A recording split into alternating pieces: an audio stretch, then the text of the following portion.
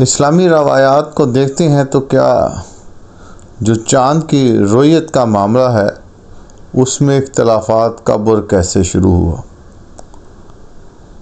पाकिस्तान के अंदर चाँद की रोयत के हवाले से जो मतनाज़ा मसाइल हैं, इनकी असल वजूहात क्या थी और सबसे पहले वो कौन सा ऐसा ईद का दिन था जब चाँद को मुतनाज़ा किया गया, और वो कौन से उलमा इकराम थे जिसे उस वक्त की हुकूमत ने 3 माह के लिए नज़रबंद कर दिया था। अस्सलामु अलैकुम वरहमतुल्लाहि वबरकातुहू। आइए देखते हैं प्रोग्राम। नाज़रीन, तारीख़ के जोंकों में हम जब जाते हैं तो इस बात को तस्दीक करने के लिए कि कोई ऐसी बात ना कर दें जो झूठ पर मबनी हो, तो हमारी आज कोशिश है तो हम अपने साथ उस वक्त के किसी ऐसे शख्स के साथ मिलकर आपसे बात करें जो अपनी आँखों देखा हाल आपको बता सके। तो आज हमने रोयत के हवाले से जो पाकिस्तान के मसाइल हैं, इसमें हमारे साथ उस वक्त के आँखों देखा हाल सुनाने के लिए हमारे साथ मौजूद है चौधरी रहमतुल्लाह साहब। अस्सलाम वालेकुम चौधरी साहब। ओए काकिया, एक की तू मैनू चौधरी रहमतुल्लाह कह छड़िया। मेरा नाम रहमा है, मैनू रहमा आख। तेनू पता है ए जेड़ा तू मैनू चौधरी ते रहमतुल्लाह बना दिता है, ये मेरे नाल तू दिन दिहाड़े हथ किता है। चाचा जी, मैं ते तुहाडा नाम इज्जत ते एहतराम ना लिया, और केड़ा इज्जत ना लिया होए। सारा जग मैनू रहमे आखदा है ते मैनू अपना नाम बड़ा पसंद है। तू प्रोग्राम नहीं किता रब दे उत्ते, रब दे पसंदीदा नाम 99 तो ज़्यादा रब दे नाम ने, ते रब दे पसंदीदा 2 ही है। ते इस तरह मैनू जिहड़ा पसंदीदा नाम है वो मेरा रहमा है, ते मैनू रहमा ही खुआना चंगा लगता है। और तेनू पता है ए रहमा की है? नहीं बाबा जी, ये तो आपको पता होगा। और सुन ले फिर अज दी गल मेरी कान खोल के। सुबह सुबह तू मेरे मुँह लग गया। ए रहमा जिहड़ा ना, ए झोली चुक हुंदा सी। ये की बाबा जी? और हुण चुप करके सुनी जा मेरी गल। अल्लाह जनता च घर दवे मेरे माँ प्यो नू। मेरे जिनों अब्बे हुणी जांदे सीगे करियाने वाली दुकान ते बाबे इब्राहिम दे, ते मैनू नाल लै जांदे सी, ते मैं भी चाई चाई नाल जांदा सी। ते ओ जिनों सौदा लै लैंदे सी, ते जिहड़ा मैं हुंदा सी ना, मैं झोली कर लैंदा सी। ते बाबे इब्राहिम हुणी कहंदे सी, और रहमिया झोली कर ला, झूंगा लभना ही। ते ओ मैं झूंगा लैन वाला रहमा। ओ मैं खांदे घर आना, मिठियां ते नमकीन फुल्लियां होनियां, कदी मिठियां लभनियां कदी नमकीन लभनियां। ते इन्ना झूंगा होना, मैं भी खा लेना ते मेरे भैन भरावां ने भी खाना। ते बेबे दे नाल भी मैं जाना, ते उन्होंने भी मैं झोली चुक लैनी। सौदा माँ प्यो लेंदे सी, झूंगा मैनू लभदा सी। वो पूरी जिंदगी मेरी जिहड़ी आ वो झूंगियां च ही लंघ गई। मैनू पता ही नहीं लगा औखा टाइम किनों आया, सौखा किनों आया। मैं झोली चुकी रखी, झूंगा रब को मंगदा रहा। मैं वादे अल गया ही नहीं। तुहाडे वर्गे लोग की कहंदे ने, सब ते सबसक्राइब इहदे वास्ते सानू जलील करदे ने। यह जी चौधरी रहमतुल्लाह वड्डा नाम बनाता, देखन सुनने वाला सुने कि पता नहीं कौन आ गया। और मैं रहमा वा भाई, रहमा। चाचा जी जान दो। और की जान दो? अच्छा चाचा जी छड्डो, मैनू ये दसो, ए जिहड़ा ईद दा चंद है, ये हर ईद ते चढ़दा है, ते इहदा मसला की है? ये क्यों लोकी 2 ईदां लैदा करदे ने? और यार मैनू तो तेरी समझ ही नहीं आती। मैनू तू बिठा लिया अपने नाल। मैं तेनू हुण की दसां, मेरी गल ते कोई यकीन करे या ना करे। चाचा जी इंज हो ही नहीं सकता, मेरे ते किसी ने नहीं यकीन करना, तुसी ते अखों देखे मामलात नूं दसना वा। लै फिर सुन, मैं तेनू दसदा वां। ਇਹ ਜਿਹੜੀ ਚੰਦ ਦੇਖਣ ਦਾ ਮਸਲਾ ਨਾ, ਇਹ 12ਵੀਂ 13ਵੀਂ ਸਦੀ ਤੋਂ ਤੁਰਿਆ ਹੋਇਆ ਹੈ। ਔਰ ਤੋਂ ਪਹਿਲੇ ਇਹ ਜਿਹੜਾ ਇਸਲਾਮ ਦਾ ਕਾਨੂੰਨ ਸੀਗਾ ਉਹ ਬੜਾ ਸਖਤ ਸੀਗਾ। ਮਸਜਿਦਾਂ ਦੇ ਜਿਹੜੇ ਉਸ ਵਕਤ ਦੇ ਮੌਲਵੀ ਸਾਹਿਬ ਸੀਗੇ, ਮਸੀਤਾਂ ਦੇ ਉਸ ਵਕਤ ਦੇ ਜਿਹੜੇ ਮੌਲਵੀ ਸਾਹਿਬ ਸੀ, ਚਾਚਾ ਜੀ ਮਸਜਿਦ ਉਹ ਪੁੱਤਰ ਸਾਡੀਆਂ ਮਸੀਤਾਂ ਸੀ, ਤੁਹਾਡੀਆਂ ਮਸਜਿਦਾਂ ਨੇ। ਕੱਚੀਆਂ ਮਸੀਤਾਂ ਤੇ ਪੱਕੇ ਈਮਾਨ, ਪੱਕੀਆਂ ਮਸਜਿਦਾਂ ਤੇ ਕੱਚੇ ਈਮਾਨ। ਚਾਚਾ ਜੀ ਗੱਲ ਤਾਂ ਬੜੀ ਚੰਗੀ ਕੀਤੀ ਆ। ਔਰ ਨਹੀਂ, ਗੱਲਾਂ ਆਪਣੇ ਕੋਲ ਖਰੀਆਂ ਹੀ ਆ, ਭਾਵੇਂ ਕਿਸੇ ਨੂੰ ਭੈੜੀਆਂ ਲੱਗਣ ਤੇ ਚੰਗੀਆਂ ਲੱਗਣ। ਤੇ ਉਸ ਵਕਤ ਦੀਆਂ ਮਸੀਤਾਂ ਦੇ ਜਿਹੜੇ ਇਮਾਮ ਮਸਜਿਦ ਹੁੰਦੇ ਸੀ, ਉਹ ਕਿਸੇ ਦੇ ਹੱਥ ਵੱਲ ਨਹੀਂ ਸੀ ਦੇਖਦੇ। ਉਹ ਆਪਣੀ ਭੈੜੀ ਚੰਗੀ ਰੋਜ਼ੀ ਵੀ ਕਰਦੇ ਸੀ, ਹਿਕਮਤ ਕਰਦੇ ਸੀ, ਜਾਂ ਬੱਚਿਆਂ ਨੂੰ ਪੜ੍ਹਾ ਲੈਂਦੇ ਸੀ, ਜਾਂ ਵਾਹੀ ਬੀਜੀ ਕਰ ਲੈਂਦੇ ਸੀ। ਅਤੇ ਨਮਾਜ਼ ਰੋਜ਼ਾ ਪਾਬੰਦੀ ਦੇ ਨਾਲ ਅਦਾ ਕਰਦੇ ਸੀ। ਅਤੇ ਜਿਹੜਾ ਰੱਬ ਦਾ ਹੋਕਾ ਸੀ ਨਾ, ਉਹ ਮੁੱਲ ਦਾ ਨਹੀਂ ਸੀ ਦਿੰਦੇ। ਅਤੇ ਉਹਨੂੰ ਇੱਕ ਕੋਈ ਆਲਮ ਸੀਗਾ ਵੱਡਾ 12ਵੀਂ ਸਦੀ ਦੇ ਇਰਦ ਗਿਰਦ, ਮੈਨੂੰ ਹੁਣ ਉਹਦਾ ਨਾਮ ਨਹੀਂ ਸਹੀ ਤਰ੍ਹਾਂ ਯਾਦ ਆ ਰਿਹਾ। ਉਹ ਆਲਮ ਇਬਨ ਤਮੀਮੀਆਂ ਕਰਕੇ ਉਹਦਾ ਨਾਂ ਲਿੱਤਾ ਜਾਂਦਾ ਸੀਗਾ ਉਹਨੂੰ। ਅਤੇ ਉਹਨਾਂ ਨੇ ਆਪਣੀਆਂ ਕਿਤਾਬਾਂ ਦੇ ਵਿੱਚ ਲਿਖ ਦਿੱਤਾ ਸੀਗਾ ਕਿ ਇਹ ਜਿਹੜਾ ਨਜੂਮੀਆਂ ਦੇ ਇਲਮ ਦੇ ਨਾਲ ਚੰਦ ਦੇਖਦੇ ਹੈ ਨਾ, ਚਾਚਾ ਜੀ ਇਨਮੇ ਫਲਕਿयात ਹੋਤਾ ਹੈ। ਇਹ ਨਜੂਮੀ ਹੈ ਜਿਹੜਾ ਬਗੈਰ ਦੇਖੇ ਸਮਝੇ ਗੱਲ ਕਰ ਛੱਡਣਾ।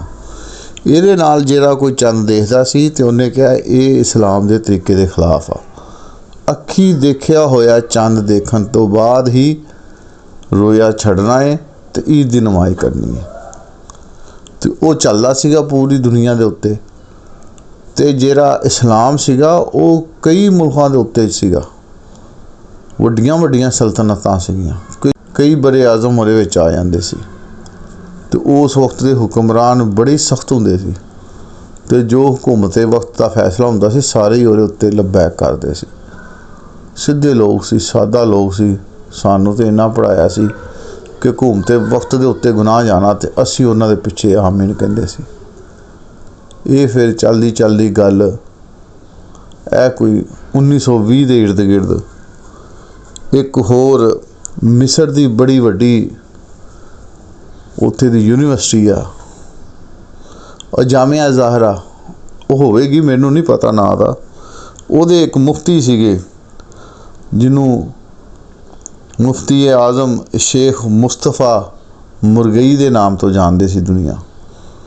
ਉਹਨਾਂ ਨੇ ਫਿਰ ਲਿਖਿਆ, ਉਹ ਪੜ੍ਹਿਆ ਲਿਖਿਆ ਬੰਦਾ ਸੀ। ਉਹਨਾਂ ਨੇ ਕਿਹਾ ਜਿਹੜਾ ਸਾਇੰਸੀ ਤਰੀਕਾ ਹੈ ਨਾ, ਉਹ ਰੱਬ ਦੇ ਕਾਨੂੰਨ ਤੋਂ ਹਟ ਕੇ ਨਹੀਂ ਹੋ ਸਕਦਾ। ਅਗਰ ਬੱਦਲ ਆ ਗਏ ਨੇ ਜਾਂ ਬਾਰਿਸ਼ ਹੁੰਦੀ ਪਈ ਹੈ ਜਾਂ ਕੋਈ ਇੰਝ ਦਾ ਹੋਰ ਹਨੇਰੀ ਆ ਗਈ ਹੈ ਤੇ ਚੰਦ ਤੇ ਦੇਖ ਨਹੀਂ ਸਕਦਾ, ਫਿਰ ਇਹਨਾਂ ਤੋਂ ਮਦਦ ਲੈ ਲਿਆ ਕਰੋ, ਗੁਨਾਹ ਕੋਈ ਨਹੀਂ। ਤੇ ਅਸੀਂ ਲੋਕ ਜਿਹੜੇ ਸੀਗੇ ਉਹ ਸਾਇੰਸ ਤੋਂ ਦੂਰ ਸੀ, ਅਸੀਂ ਫਿਰ ਵੀ ਮੌਲਵੀਆਂ ਪਿੱਛੇ ਲੱਗੇ ਰਹੇ। ਅੱਖ ਨਾਲ ਦੇਖਿਆ ਹੋਇਆ ਚੰਦ ਦੇਖਾਂਗੇ ਤੇ ਸੁਬਾਹ ਰੋਜ਼ਾ ਛੱਡਣਾ ਵਾ, ਨਹੀਂ ਤੇ 30 ਰੋਜ਼ੇ ਪੂਰੇ ਕਰਕੇ ਅਗਲੇ ਦਿਨ ਆਪ ਹੀ ਮੌਲਵੀ ਨੇ ਤਕਬੀਰਾਂ ਕਹਿ ਦੇਣੀਆਂ ਤੇ ਈਦ ਕਰ ਲੈਣੀ। ਤੇ ਕਿਸੇ ਦਿਨ ਅਸੀਂ ਉੱਠ ਕੇ ਦੇਖਣਾ ਤੇ ਚੰਦ ਦੂਜੇ ਦਿਨ ਦਾ ਵੀ ਹੋਣਾ। ਲੇਕਿਨ ਉਹ ਭਲੇ ਲੋਕ ਸੀਗੇ, ਸਾਦਾ ਲੋਕ ਸੀ। ਰੱਬ ਉਹਨਾਂ ਦੀਆਂ ਗੱਲਾਂ ਮੰਨੀ ਜਾ ਰਿਹਾ ਸੀ, ਕੰਮ ਤੁਰੀ ਜਾ ਰਿਹਾ ਸੀ। ਇਹ ਤੁਹਾਡੇ ਵਾਂਗੂ ਜ਼ਿਆਦਾ ਟੋਹਾਂ 'ਚ ਨਹੀਂ ਸੀ ਪੈਂਦੇ। ਚਲੋ ਚਾਚਾ ਜੀ ਇਹ ਤਾਂ ਗੱਲ ਹੋ ਗਈ। ਤੇ ਫਿਰ ਇਹ ਪਾਕਿਸਤਾਨ ਦੇ ਵਿੱਚ ਬਿਮਾਰੀ ਕਿਉਂ ਆਈ? ਇਹ ਪੁੱਤਰ ਇਹ ਤਾਂ ਨਹੀਂ ਹੈਗਾ, ਇਹ ਵਬਾ ਵਾ। ਪਹਿਲੇ ਬੰਦਿਆਂ ਨੂੰ ਤਾਂ ਚੜ੍ਹਦਾ ਸੀ, ਗੁੜ ਦੇ ਚੋਰ ਖਾਂਦੇ ਸੀ, ਅਗਲੇ ਦਿਨ ਫਿਰ ਹੱਟੇ ਕੱਟੇ। ਇਹ ਵਬਾ ਵਾ, ਇਹ ਫੈਲ ਗਈ ਹੈ, ਰੁਕਦੀ ਨਹੀਂ ਪਈ। ये कोई 60 की दहाई दे विच ना, उन्हों को मैं 13-14 साल का सी, ते मैं अलबे की तख्ती पूरी लिख लेंदा सी, ते कुरान पाक मैं उन्होंने वसीते पढ़ना सीख गया सी सारा, 2 वारी दरा लिया सी।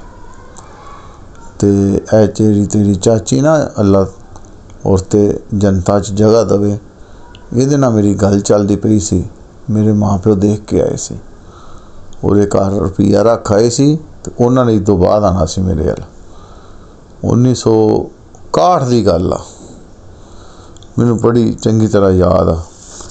तो ये उस वक्त फौजी दौर सी, ते अयूब खां हुंदा सी इस मुल्क दा सदर। उहदे दौर दे विच 17 मार्च का दिन सी, मैनू बड़ी चंगी तरह याद आ।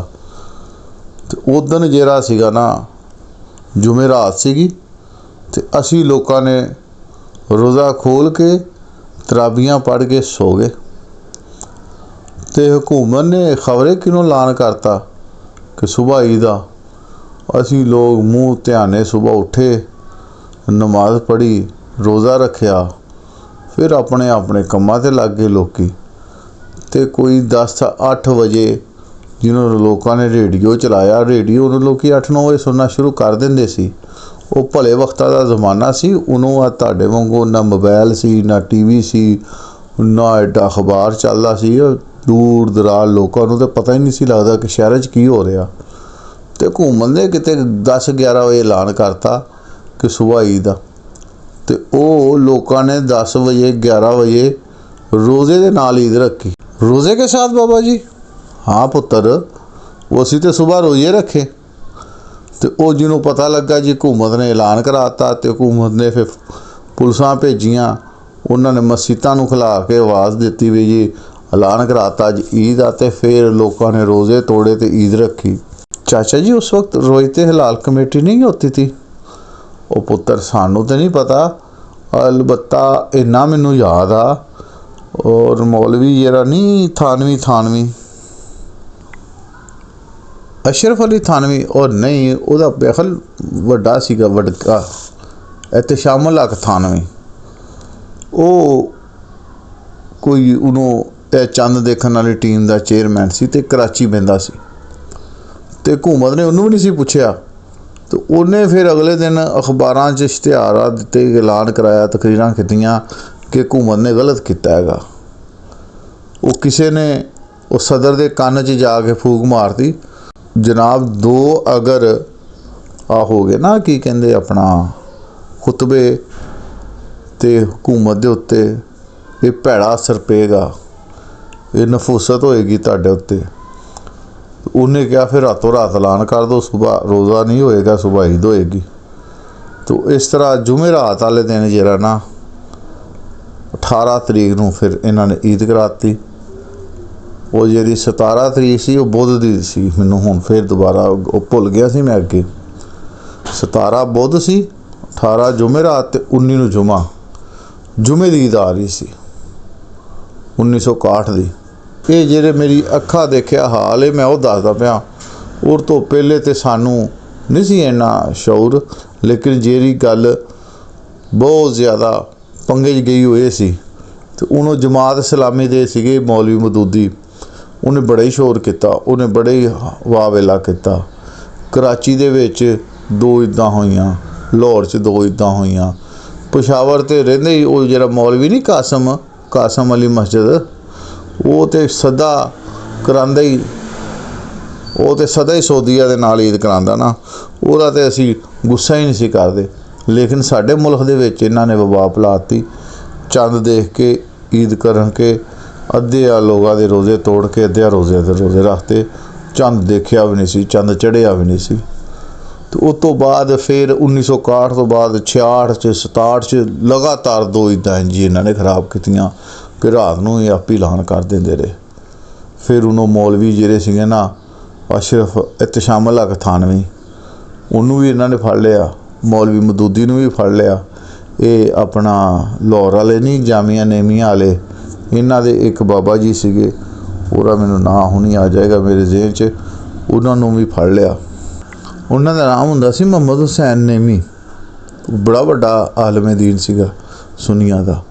ਉਹ ਸਾਰੇ ਖੜੇ ਹੋ ਗਏ ਕਿ ਭਾਈ ਅਸੀਂ ਰੱਬ ਕੋਲੋਂ ਕਿਵੇਂ ਜਾ ਕੇ ਅੱਗੋਂ ਜਵਾਬ ਦੇਣਾ, ਇੱਕ ਇੱਕ ਰੋਜ਼ਾ ਤੁਸੀਂ ਖਾ ਜਾਂਦੇ ਹੋ ਹਰ ਸਾਲ। ਤੇ ਇਹਨਾਂ ਨੇ ਫਿਰ ਉਹਨਾਂ ਨੂੰ 3-3 4-4 ਮਹੀਨੇ ਵਾਸਤੇ ਪਤਾ ਨਹੀਂ ਕਿੰਨੀ ਦੇਰ ਵਾਸਤੇ ਅੰਦਰ ਕਰਤਾ। ਉਹ MPO ਸ਼ੈਂਪੀਓ ਦੇ ਕੋਈ ਕੇਸ ਕਰਕੇ ਨਾ ਲੋਕੀ ਸੜਕਾਂ ਤੇ ਆ ਗਏ ਸੀ ਤੇ हुकूमत के खिलाफ बड़ियां ही नारेबाजी हुई। बहरहाल इन्हों ने उन्होंने अंदर कर दिता तो गल फिर ठंडी नहीं पई। इस करके वो गल मैनू बड़ी चंगी तरह याद आ। उन्होंने तो तेरी चाची के नाल मेरा विआह भी हो गया सी। हाँ, तो बहरहाल उस तो बाद ये भुट्टो का दौर आ गया। भुट्टो नूं लोकी भैड़ा चंगा कहंदे सी, लेकिन भुट्टो दे जिन्ने भी काम ने उहदे विच उन्हों मौलवियां दा बड़ा भार सीगा ते मौलवियां ने चंगे काम भुट्टो को करा ले। रब जिवें तेरे पिछले प्रोग्राम च नहीं कि पूरी जिंदगी बंदा भावें भैड़े काम करता रहे, आखिरी मरण तो एक हथ पहलों चंगा काम करा जाता है। तो भुट्टो ने उन्होंने रोहिते लाल कमेटी कायम की 73 के कानून तो बाद 1974 दे विच। नाल ही भुट्टो ने काली कमली वाले दे हवाले नाल फैसला दे दिता अमरजइयां वगैरह ते लौरी ग्रुपां उत्ते, तो उहदी वजह तो उन्होंने फांसी हुई सी। ए लोग नहीं मानते, उच्ची भी ना गल करी है, ये भी लोग उहदे खिलाफ हो जाते हैं। चाचा जी ये तो खुल के गल करनी चाहिए है। वो पुत्र असी जुबानी मुसलमान आ तेरे कहन दे उत्ते, ढिड दे नहीं मुसलमान। ये असी नारे लाइए फिर अज भी जिन्होंने एक फैसला कर दिता फिर कायम रहिए। फिर क्यों है हवा खुल पैंदी है? सारे वड्डे हुक्मरान इन्हां दे विच होईयां। बहरहाल गल लंबी होंदी पई है। चाचा जी यानी कि आपका कहने का मतलब है कि 1961 में अयूब खान के मार्शल्ला के दौर के अंदर किसी उलमा इकराम के मशवरे पर उन्होंने 2 खुतबे एक दिन ना हो, ईद को पहले किया और जुमे को बाद में। रूटीन में जुमा तो चेंज नहीं कर सकते थे, तो उन्होंने ईद का खुतबा एक दिन पहले करवा दिया। और इसी तरह 1966 और 1967 को किया। और फिर ये मसला चलता ही रहा। इस मसले को कंट्रोल करने के लिए 1973 के आइन के तहत हमने पाकिस्तान के अंदर एक कानून बनाकर रोयत हलाल कमेटी बना दी, जिसके 21 मेंबर होते हैं। और अब लगभग उसका जो सालाना ख़र्चा है वो तकरीबन 50-1 लाख के करीब है। जबकि लोग झूठी अफवाहें फैला रहे हैं जी 7 अरब रुपया, 350 मुलाजमीन। इसके 21 मेंबरान जो हैं वो भी रज़ाकाराना तौर पर अपनी ड्यूटी सर अंजाम देते हैं, किसी को सैलरी नहीं दी जाती। और ये जो 50-1 लाख रुपए का एक्सपेंस है ये उनके ऑफिशियली स्टाफ और उनके ट्रांसपोर्टेशन का है, जो उन्होंने पूरे पाकिस्तान के अंदर रोटेट करने होते हैं। उलमा इकराम उनको जो सफरी सहूलतें दी जाती हैं, तो ये तकरीबन उस हवाले से ये एक्सपेंसेस आते हैं।